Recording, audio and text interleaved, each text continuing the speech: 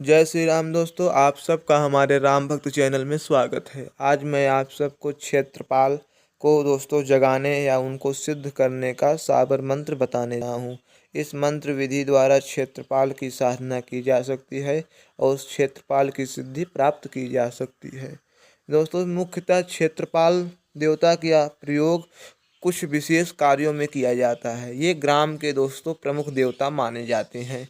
इनका प्रयोग इस प्रकार किया जाता है, आप किसी भी भूत प्रेत संबंधित या तंत्र बाधा से ग्रसित व्यक्ति को ठीक करने के लिए, उसे आराम प्रदान करने के लिए इस क्षेत्रपाल का प्रयोग दोस्तों किया जाता है। मुख्यतः दोस्तों क्षेत्रपाल भैरव की ही रूप माने जाते हैं और यह हर एक ग्राम में स्थापित होते हैं। दोस्तों, कई ग्रामों में क्षेत्रपाल स्व प्रकट होते हैं। कई ग्रामों में क्षेत्रपाल को किसी वृक्ष या किसी स्थान को मान्य कर बना दिया जाता है। इस प्रकार से दोस्तों क्षेत्रपाल की स्थापना ग्राम क्षेत्रों में की जाती है।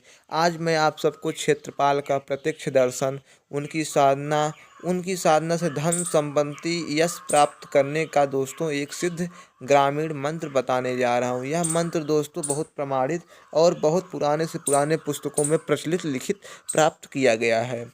रक्षपाल मंत्र दोस्तों मुख्यतः रक्षा के हेतु ही किए जाते हैं, लेकिन इनकी साधना भूत भविष्य वर्तमान को ज्ञात करने के लिए भी की जाती है। जैसे कि ग्राम में आपकी कौन सी आपदा आने वाली है, उस आपदा, उस बीमारी, उस संकट का पता इस क्षेत्रपाल मंत्र विधा द्वारा पता लगाया जा सकता है।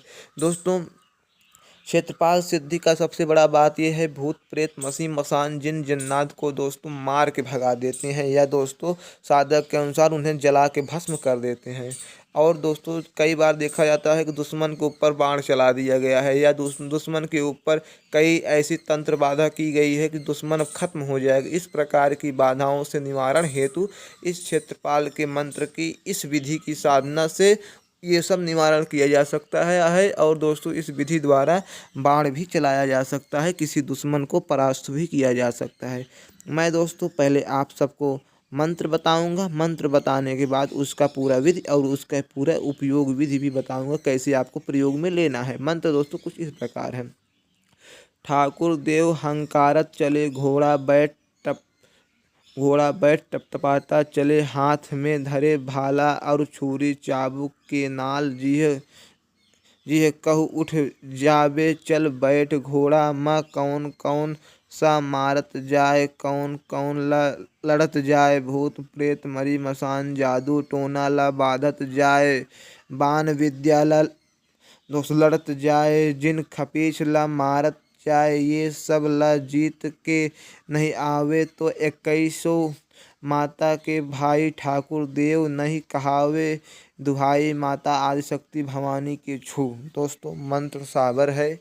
मंत्र साबर होने की वजह से दोस्तों मंत्र बहुत आसान है। मैंने मंत्र को आप सबको बोल के बता दिया है। आप मंत्र को स्क्रीन पे दिखाई दे रहा है, आप इस मंत्र को अवश्य वहाँ से नोट करें। दोस्तों यही इतना मंत्र है। जैसे कि दोस्तों मैं आप सबको कुछ विशेष बातें बता रहा था इस मंत्र को चलाने में।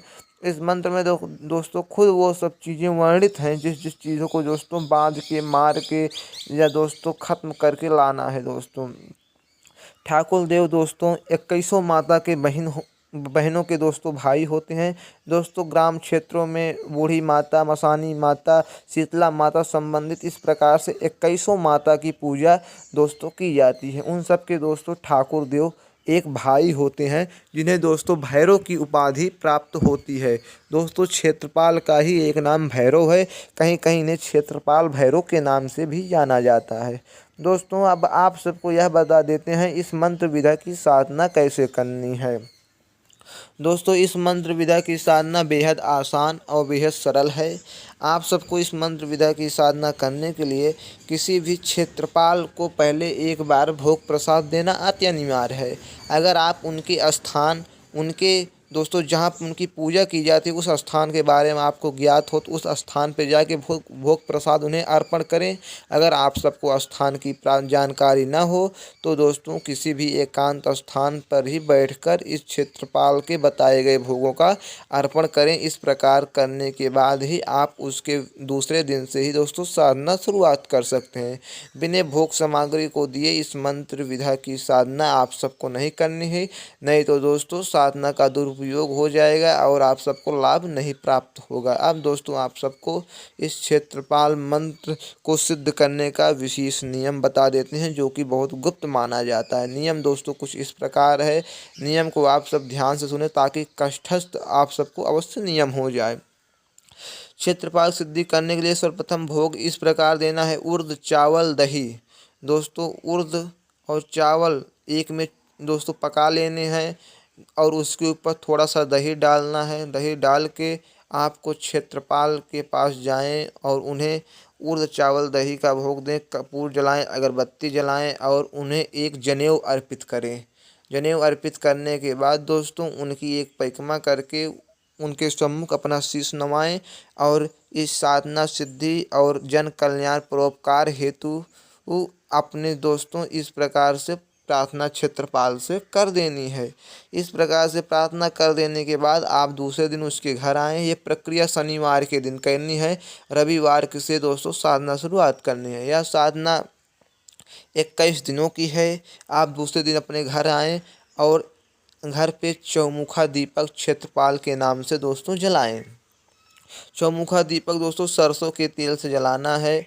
चौमुखा दीपक जलाने के बाद आप निश्चिंत होकर रुद्राक्ष की माला से लाल आसन पे स्नान ध्यान से निवृत्त होकर दोस्तों स्नान ध्यान करने के बाद आसन पे बैठ जाएं, लाल वस्त्र के आसन पे, और अपने आप भी कुछ ढीला कपड़ा ही पहन के बैठे। सामने बाजोड़ पे क्षेत्रपाल के नाम से एक चौमुखा सरसों के तेल का दीपक जला के बताए गए दोस्तों मंत्र की एक माला आप सबको जाप करनी है। इस प्रकार से मंत्र का जाप अगर लगातार एक माला 108 बार 21 दिनों तक किया जाए तो क्षेत्रपाल साक्षात दर्शन देके साधक को वर प्रदान करते हैं। किसी भी प्रकार की वर इनसे मांगा जा सकता है, वह वर आप सबको अवश्य प्रदान करेंगे। भूत भविष्य वर्तमान बताने में यह शक्ति बहुत ही बड़ी मानी गई है और सदा सत्य ही बताती है। इसका कोई दो राय नहीं दोस्तों है। बड़े बड़े साधक इन्हीं की सहायता से भूत भविष्य वर्तमान का ज्ञान प्रदान करते हैं। और दोस्तों आप सबको किसी प्रकार की जानकारी प्राप्त करनी हो हमारे चैनल को लाइक सब्सक्राइब शेयर अवश्य करें। जय जय श्री राम। इस साधना को करने में अगर किसी प्रकार की समस्या आती हो हमारे कॉन्टैक्ट नंबर पर अवश्य कॉल करके अपना आप दोस्तों समस्या का समाधान पा सकते हैं। जय जय श्री राम।